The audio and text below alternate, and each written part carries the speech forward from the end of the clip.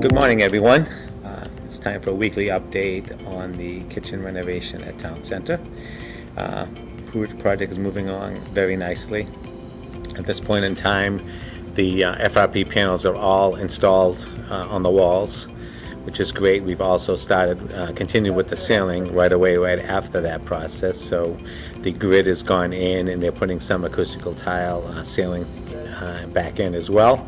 We're putting the light fixtures in and the heating and ventilating and air conditioning ductwork, putting that all together. So we need to get an inspection above the ceiling before we can wrap that up completely.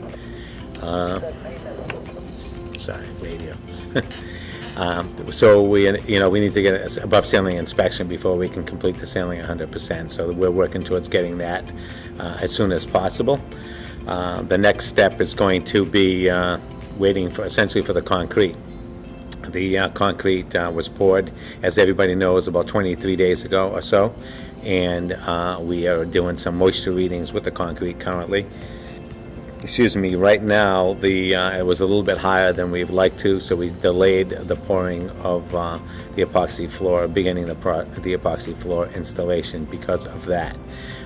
So we're delaying it at about a week, and in the meantime we're still able to continue, so it doesn't really delay the project essentially, because we're able to continue with other things that need to be done. A few things that need to be completed still is we need to paint the offices.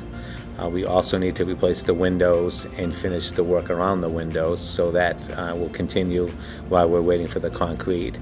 And as I mentioned, we still need to do some inspections and all that. So the epoxy floor has been delivered and it's on site. We're just waiting for the concrete to be correct before we can install the epoxy floor. We will retest the floor in about a week after, while we're waiting, and if everything is good to go, we will we'll begin the process to install the epoxy floor. The install process for the epoxy floor is about a week because it's a multi-stage process, so it takes time. So each stage takes a little bit of time before they can finish it, and then we have to wait a few days for it to cure properly before we're actually ready to get back on it and continue with putting the equipment back in there. Greentree, also the contract has been awarded, I think we mentioned, for the Greentree project, so that is good to go. We are having a kickoff construction meeting this week, so we're able to meet with the contractor and find out who the job super is going to be and kind of go through some of the details of the project. Right now, I think we have a target date of starting the project on the 11th of March, so that's right around the corner. So we're trying to get some things organized before so we can get that process going. But right now I believe that is the current date to start the Greentree project. The duration of that project initially was always, they said, about 4 months, so hopefully we can get it done sooner than 4.